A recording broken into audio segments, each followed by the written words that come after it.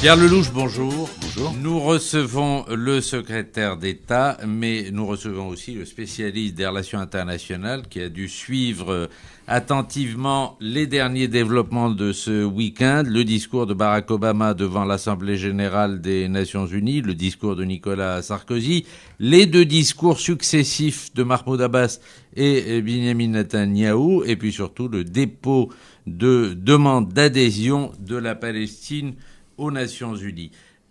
Monsieur Lellouche, 110 élus de l'UMP, du PS et du Centre ont signé une pétition, il y avait tous vos amis, Goasguen, Raoult, pour une solution négociée contre une résolution unilatérale. Vous étiez d'accord avec eux ?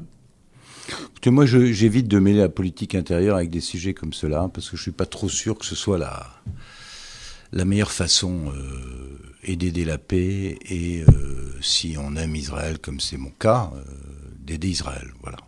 Je pense que la position qui a été adoptée par... cela dit, il est normal dans une démocratie que chacun s'exprime en même temps, qu'il y ait des groupes de pression pour les uns, pour les autres. Et donc, on est dans le cours normal de la démocratie. C'est pas comme ça que je pense qu'on est le plus utile. Je crois que la position qui a été adoptée par le président de la République et par la France était la position la plus sage. D'ailleurs, elle est intangible depuis longtemps. C'est aussi la position qu'a répétée le président de la République quand il a parlé devant la Knesset, peu après son élection. Je l'accompagnais à ce moment-là, je me souviens très bien. C'est la solution à deux États. C'est la solution à deux États qui, à long terme, préserve la sécurité d'Israël. Voilà. Nous sommes dans dans une situation aujourd'hui dans le monde arabe qui est une situation sans précédent depuis les indépendances, avec une levée des peuples et de la jeunesse. Le point commun entre tous ces pays, c'est que entre 40 et 70% de la population a moins de 25 ans. Ces pays percutent la mondialisation et une aspiration de liberté se fait jour partout, avec un très grand espoir. Vous noterez que ces foules de jeunes, des gens qui se battent, y compris aujourd'hui au Yémen ou en Syrie, ne se battent pas contre Israël, ne se battent pas contre l'Amérique ou contre l'Occident, se battent pour la liberté. Parce qu'on a vu l'autre jour quand même au Caire... Oui, mais justement, j'y viens. Donc il y a un souci qui est de continuer à faire en sorte que ces transformations se fassent en direction de la paix et de l'espoir. Ce qu'a fait le président de la République, c'est de garder ouvert le chemin de l'espoir, en laissant, en gardant cette perspective des deux États. Alors, fallait-il essayer d'obtenir, de passer en force et d'obtenir devant l'Assemblée générale une reconnaissance, alors même que la Palestine ne reconnaît pas encore complètement Israël, que les négociations n'ont pas abouti, qu'il y a en fait un double gouvernement, l'un à Gaza, l'autre à Ramallah. C'est là-dessus que nous avions des réserves. Mais sur le point d'arrivée, à savoir les deux États, je dis et je maintiens que c'est ça la solution. C'est d'ailleurs ce que, en son temps, Yitzhak Rabin avait voulu faire, Ariel Sharon avait voulu faire, des gens que je connaissais personnellement et qui j'avais parlé. Vous avez l'impression aujourd'hui que Benyamin Netanyahou n'a pas la même volonté ? Écoutez, je vais peut-être choquer votre auditoire, mais je crois que la poursuite des constructions ne va pas dans le bon sens, dans le sens d'une solution négociée à deux États. Si on pense que la solution est bien deux États, alors il faut se comporter de telle sorte que cette négociation puisse donner des résultats et, j'allais dire, conforter Mahmoud Abbas par rapport à une opposition qui, comme vous le savez, est extrémiste, plus ou moins tenue par d'autres gouvernements. Quel sens Pierre Lellouche peut avoir ? Et ce que je dis, je veux être compris, je suis tout, comme vous le savez, je n'ai pas vraiment une vision angélique des relations internationales. Je fonctionne au plan des intérêts nationaux. L'intérêt national d'Israël, c'est d'aboutir à la paix avec son voisin. Benyamin Netanyahou lui-même reconnaît qu'il y aura un jour un État palestinien. À nous de faire en sorte, tous ensemble, le quartet, mais aussi Israël, les Palestiniens, d'autres qui pourraient intervenir dans le processus, de faire en sorte qu'on ait à la fois le droit d'Israël à avoir la sécurité et le droit des Palestiniens à avoir un État. On ne sort pas de là. Si on sort de là ou qu'on essaye sur le terrain d'imposer un fait accompli sans retour, on compromet la solution qui est la seule raisonnable. Monsieur le ministre, tout à l'heure, vous disiez justement qu'il fallait conforter Mahmoud Abbas. C'est un petit peu ce que Nicolas Sarkozy a voulu faire, bien sûr. Il a été le premier à proposer un statut intermédiaire d'État observateur de la Palestine à l'ONU. Barack Obama, le président américain, a déjà dit qu'il ne ferait pas de commentaires, no comment là-dessus. Israël a rejeté cette proposition. Alors, est-ce qu'on a encore une chance d'aboutir ? C'est plus compliqué que ça. Le président de la République a vu Barack Obama, il a vu Benjamin Netanyahou, il a vu Mahmoud Abbas. La proposition française reste sur la table. Pour l'instant, elle est écartée par les États-Unis. Mais je dis pour l'instant, parce que nous sommes dans une phase où la demande de Mahmoud Abbas, la lettre qu'il a envoyée, va arriver au Conseil de sécurité. Le président en exercice du Conseil a mis en place un comité technique pour étudier la demande, savoir si la Palestine se qualifie en tant qu'État, si elle est en mesure de faire respecter la charte, comme tout, etc. Et donc il y aura un processus d'examen de cette candidature, suivi à un moment qu'on ignore d'un éventuel vote.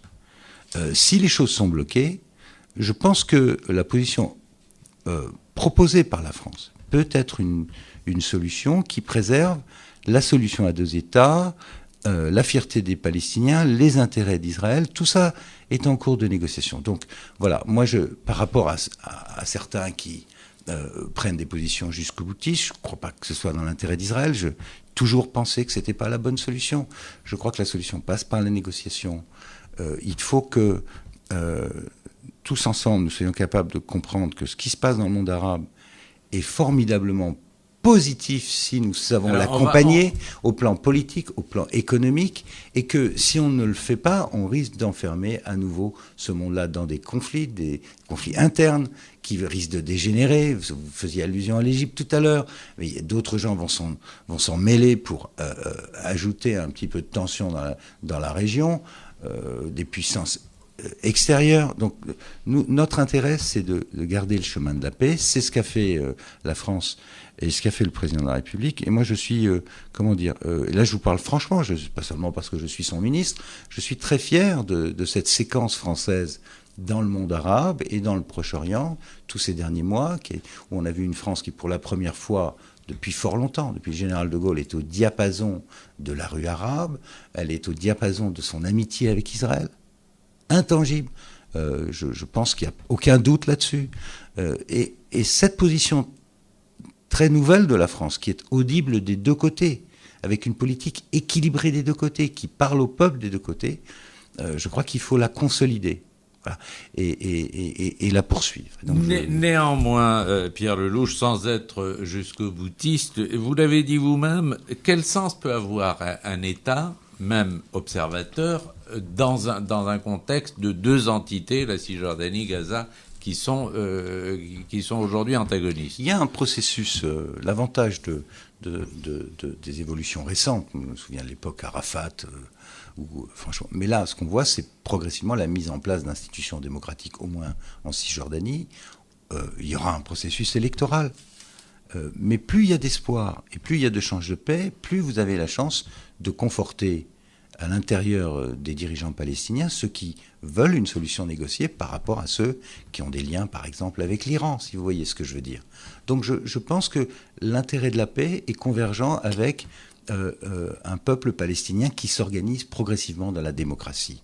Dans ces deux régions, qui sont d'une part la Cisjordanie, de l'autre Gaza, et qui, de toute façon, d'une façon ou d'une autre, devront avoir un corridor dans le cadre d'un règlement de paix pour que ça fonctionne et qu'on ait effectivement deux États, Israël d'un côté, une Palestine avec deux régions, tout ça dans un processus démocratique. La paix, elle se construit par le succès économique, par la croissance économique et par la consolidation démocratique. C'est d'ailleurs ce que l'on voit dans bien d'autres régions, dans l'ex-Yougoslavie ou bien en Géorgie où le président de la République vient prochainement. La clé, c'est que les trois pays du Caucase Sud, l'Azerbaïdjan, la Géorgie, l'Arménie, trouvent les voies et moyens d'une coopération régionale dans la démocratie, la paix, et ensuite on consolide le processus de stabilité régionale. On ne peut pas imposer la paix par une résolution, ça c'est sûr, mais on ne peut pas non plus imposer la paix par des faits accomplis sur le terrain. Donc il faut bien que les gens se parlent et que, entourés par la communauté internationale, le quartet, mais peut-être d'autres aussi. La France a proposé une autre méthode. On arrive progressivement à une solution pacifique. Il faut pas. Un dernier mot. Il ne faut pas que dans cette révolution, pour l'instant pacifique, qui doit le rester du monde arabe, le Proche-Orient et le conflit israélo-palestinien deviennent un outil que naturellement rêvent d'utiliser tous ceux qui veulent le terrorisme et l'islamisme. Alors précisément, vous évoquiez tout à l'heure le printemps arabe. Vous qui connaissez bien les États-Unis, à quoi vous attribuez la volte-face de Barack Obama? Est-ce qu'elle n'est pas due aussi à la crainte que le printemps arabe ne tourne à un hiver islamiste? Cette crainte, elle existe partout, mais je pense qu'il faut être beaucoup plus prosaïque que ça. Il y a une campagne électorale. Et voilà, tout simplement. Et c'est plus le discours du Caire. Il a commencé avec le discours du Caire. Il est maintenant sur une position président américain qui est plus en arrière de la main. Oui, mais enfin, quand même, Barack Obama, c'est le prix Nobel de la paix. Alors, même avec des bonnes intentions de sa part, que d'autres le mériteraient davantage. Échec, non? Peut-être que d'autres le mériteraient davantage pour le travail qui a été fait récemment dans le printemps arabe.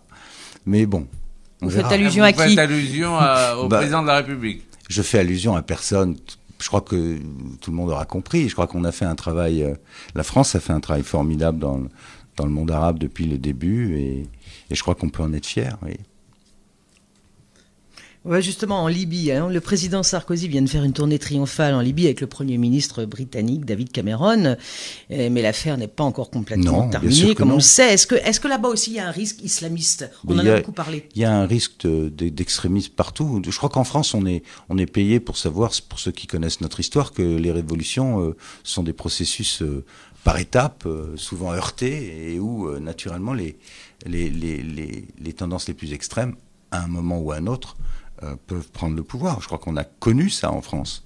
Il n'y a pas de raison que ce processus sans précédent dans le monde musulman ne se traduise pas par des tensions ou des tentations, qu'il s'agisse des frères musulmans ou de mouvements encore plus on vous sent quand même assez optimiste. Je pense que c'est à nous d'être au rendez-vous de ces peuples. C'est ce qu'on s'efforce mais par rapport à une situation, franchement, de congélation de l'histoire, et que j'ai dénoncé dans plusieurs de mes livres. Depuis l'indépendance, ces pays étaient totalement congelés. Nous, on devait faire avec. Ils étaient là, on devait faire avec. Mais enfin, franchement, quel gâchis! Gâchis de l'expérience nationale, gâchis du socialisme arabe, gâchis de l'Oumma arabe. Tout a été tenté par plus ou moins, ou en tout cas annoncé. Combien de fois on a annoncé l'Union du Maghreb, l'Oumma arabe. Tout a raté, et au final, on a des peuples qui souffrent, qui n'ont pas bénéficié des retours du développement. Certains d'entre eux ont énormément de richesses. Et donc le moment est venu de les aider à cheminer vers cela, vers un succès économique et politique. On est tous dans le même bain. La mondialisation fait que nous sommes tous dans le même village planétaire. Donc on ne peut pas considérer qu'on va laisser 300 ou 400 millions d'Arabes dans le sous-développement et la dictature ad vitam aeternam. D'ailleurs, il n'y a aucune espèce de raison historique ou de déterminisme historique qui ferait que le monde musulman est condamné au sous-développement et à la dictature. Je ne fais pas partie de ça, j'ai jamais pensé ça. Ceux qui pensent ça fabriquent le conflit des civilisations. Si on pense qu'il y a un déterminisme qui fait que l'islam est totalement incompatible avec la démocratie et que les Arabes n'ont pas d'autre choix que la dictature, alors effectivement, il faut se préparer à beaucoup de guerres. Moi, je pense que patiemment, en résolvant les problèmes de la Yougoslavie, où il y avait aussi des problèmes très durs d'atrocités commises contre les musulmans, la France aussi s'en est mêlée, au Maghreb, au Proche-Orient, à nous de travailler vers la paix tout en étant au rendez-vous du développement économique. C'est ce que le président de la République a fait au sommet de Deauville, où on a quand même trouvé 40 milliards de dollars pour aider ces pays. Je me suis occupé moi-même d'amener nos entreprises en Tunisie, en Égypte, bientôt en Libye, pour être sûr que nos entreprises restent, participent au développement, que ces pays ne soient pas pillés, mais qu'on transfère de la technologie, qu'on crée de l'emploi. Le président va aller la semaine prochaine inaugurer le TGV, mais le TGV au Maroc est un véritable succès de développement pour le Maroc. Un grand succès. Formation des personnels, développement de la zone de Tanger. C'est comme ça que ces pays vont s'en sortir.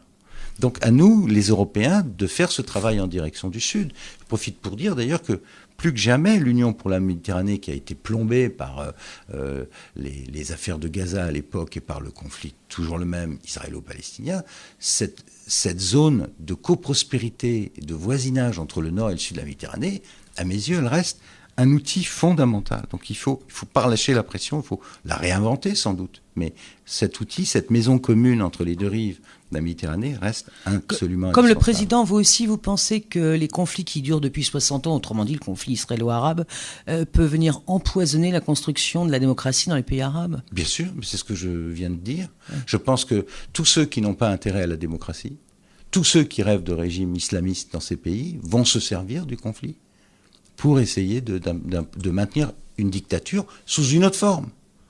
Ceux-là vont se servir du conflit. Donc, je le dis à mes amis israéliens, à long terme, à moyen terme et long terme, l'intérêt d'Israël, c'est de vivre dans un océan de pays arabes démocratiques, pas de dictature.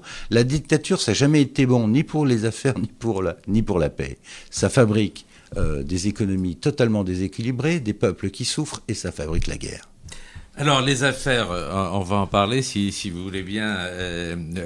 Pierre Lelouch, dans un autre sens, nous sommes à 10 jours des primaires socialistes et à quelques mois de l'entrée en campagne de Nicolas Sarkozy. L'épouse de Thierry Gaubert a réitéré hier au Monde et à Europe 1 ses accusations sur le financement illicite de la campagne d'Édouard Balladur. Faut-il craindre une accumulation de ces affaires au fur et à mesure de la campagne ? Écoutez, moi je m'exprime comme citoyen qui apprend tout ça par la presse comme tout le monde. Je trouve que rarement dans l'histoire depuis la guerre, l'océan autour de nous et autour de l'Europe a été aussi tumultueux sur tous les plans, notamment économiques, mais pas que. Il y a des problèmes de stabilité ou d'instabilité régionale, des problèmes de terrorisme, des problèmes économiques majeurs, un défi économique majeur qui est celui de la mondialisation, c'est-à-dire concrètement le déplacement de la production mondiale des anciens, ce que j'appelle les anciens pays riches jusqu'à l'Asie, et ça crée des tensions sociales, des problèmes économiques sans précédent et des défis pour chacune de nos sociétés. Comment financer nos dépenses de santé, notre système social qui est la base de notre consensus national, comment financer On s'éloigne beaucoup de la question, là, non, pas du tout. ministre. On ne s'éloigne pas du tout de la question. Parce que pour moi, ça, c'est la question. Comment est-ce qu'on fait pour gérer notre budget, notre déficit du commerce extérieur ? Comment est-ce qu'on fait pour maintenir la stabilité politique ? Quel est l'itinéraire pour la France ? C'est ça la question qui devrait être aujourd'hui discutée tous les jours par les candidats à la présidentielle et par les médias. Or, de quoi parle-t-on ? Vous voyez que c'est la question. De quoi parle-t-on ?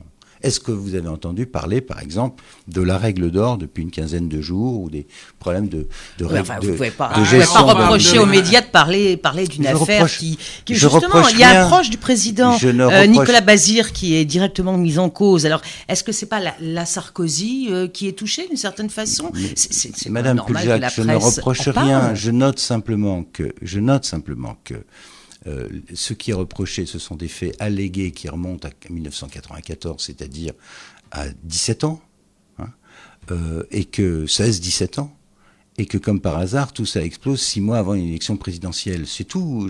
Je note qu'au lieu de se concentrer, vous avez raison, c'est vrai, au lieu de se concentrer sur les problèmes d'avenir du pays, on passe notre temps à nous parler. De quoi parle-t-on ce matin ? Vous m'interrogez sur les banques, le budget, le commerce extérieur. Vous m'interrogez sur quoi ? Ça va venir.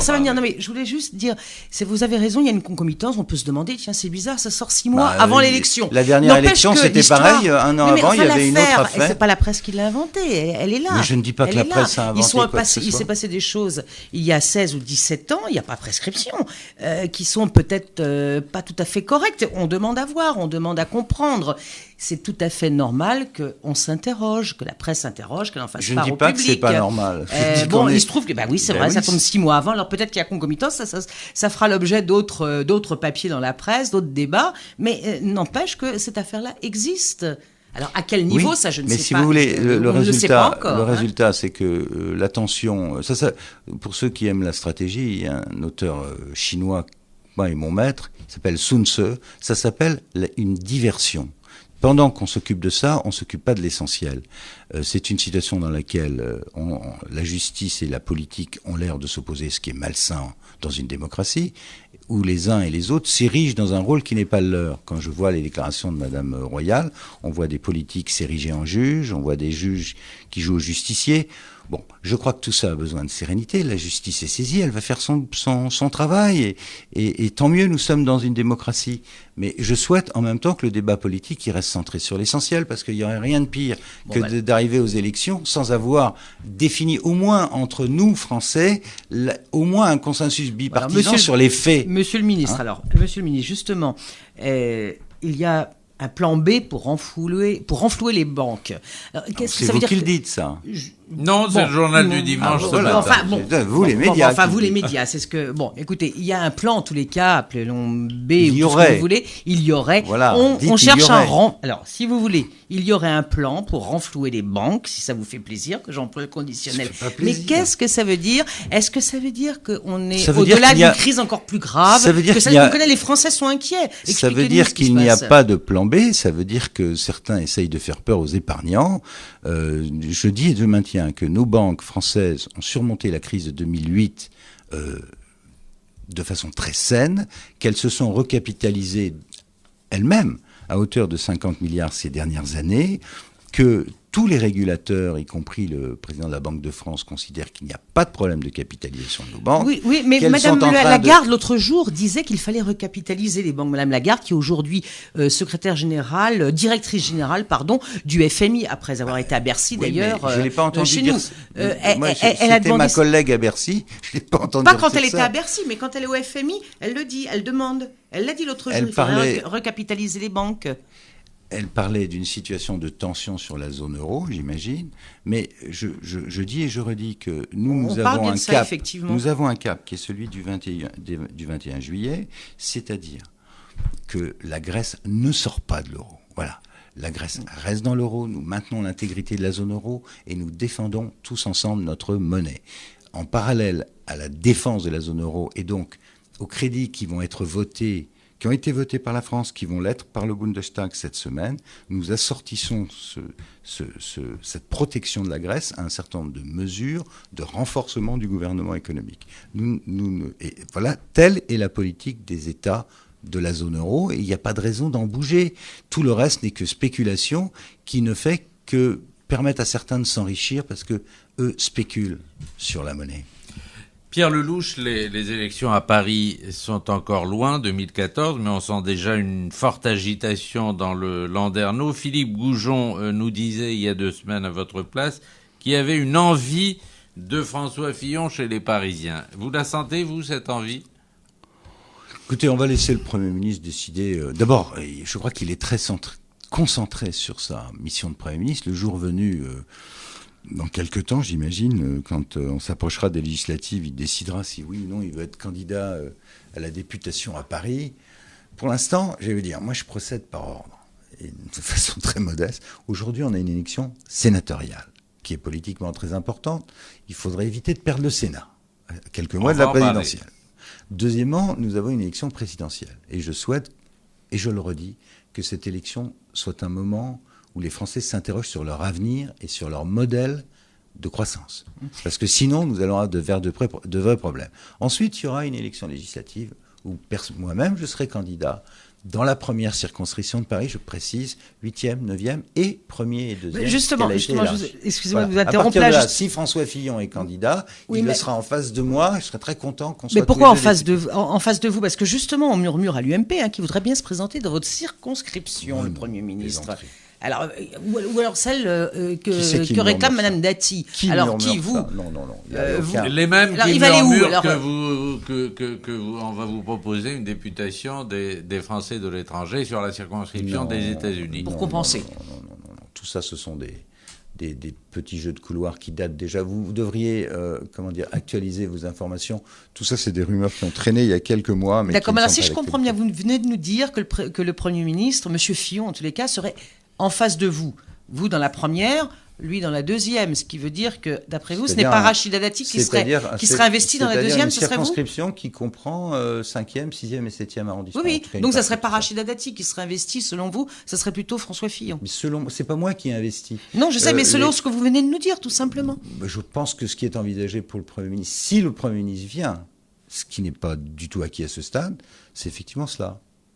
La deuxième circonscription, celle de Mme Dati. C'est ce que j'ai entendu dire. Celle de Mme Dati, celle que Mme Dati veut pour elle, en tous les cas. Et d'ailleurs, assez légitimement, puisqu'elle est maire du 7e. Oui, je répète, la circonscription en question regroupe le 5e, 6e et 7e. Quant à Mme Dati, pour laquelle j'ai beaucoup d'estime, elle est maire, mais elle est aussi députée européen. Voilà, donc c'est bien, c'est important d'être député européen, c'est très important. Surtout quand on connaît, comme moi, les transferts de pouvoir qui ont déjà été faits entre les parlements nationaux et le Parlement européen. Donc il faut de bons députés européens.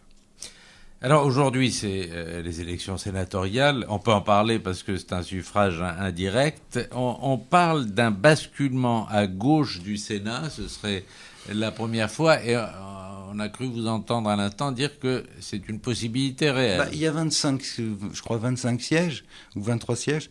S'il y a une bascule de 23 ou 25 sièges, oui, la gauche prendrait le pouvoir, aurait la majorité au Sénat, ce que je ne souhaite pas parce que ce serait la première fois, ce serait un coup de tonnerre quand même, à quelques mois de la présidentielle. Ce serait aussi un problème de gouvernement puisque nous avons besoin des deux chambres pour gouverner. Donc c'est pas anecdotique. C'est pour cela que tout ce qui a pu être ou ressembler à des dissidences ici ou là n'est pas dans l'intérêt général. Moi, j'ai œuvré depuis le début de cette affaire s'agissant de mon département à Paris, puisque je suis conseiller général de Paris, donc je vais voter. Après vous avoir quitté, je vais aller voter. J'ai œuvré pour l'Union. On a une liste d'union. Essayons d'avoir tout le monde. Je note que les socialistes, les communistes et les Verts, malgré leurs divergences qui sont grandes, se sont arrangés pour avoir une liste dans Paris. Nous avons 4 listes en face. Pas bon. 4 listes, pas bon. On est dans un système qui est le mode de scrutin à la proportionnelle est une prime à l'unité. Tout ce qui va vers la division ampute les chances de gagner des sièges. Donc la gauche l'a parfaitement compris en ayant une seule liste. Et nous avons une liste UMP, une liste centriste et 2 autres listes dissidentes. C'est beaucoup. Dernière question, Nadège Puljac. Alors, il y a une confrontation cette semaine entre Dominique Strauss-Kahn et Tristan Banon. Quelle réaction ça provoque chez vous, si ça en provoque une? Là encore, je trouve que le débat politique ne grandit pas en se focalisant sur ce genre de choses. On ne se focalise pas, on vous le pose en dernière question, après avoir parlé de beaucoup de choses. J'ai dit une seule chose sur Dominique Strauss-Kahn. Le jour, je crois que c'était le 14 mai ou le lendemain, quand on a appris ça, j'ai dit que je souhaitais qu'il rétablisse son honneur, parce que j'ai rien contre l'homme. Intellectuellement, nous avons été tous les deux profs, donc on a le goût des idées, le goût du travail. C'est quelqu'un qu'il a rétabli son honneur. Et je trouve que tout ça est très triste, triste pour les victimes. Je pense aux femmes d'abord.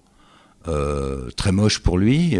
Voilà, j'ai pas d'autres commentaires. Je crois pas qu'il faille se focaliser là-dessus. Je crois par contre que cette affaire peut avoir un intérêt au plan de notre société. Je pense qu'un certain nombre de comportements à l'égard des femmes ne peut pas ne pas changer. Voilà. Il y a des comportements des hommes, des violences, des remarques, des plaisanteries déplacées, des comportements déplacés qui, en raison de cette affaire, vont devoir changer. Et ça, du point de vue de l'égalité entre les hommes et les femmes, ça va. On est au XXIe siècle.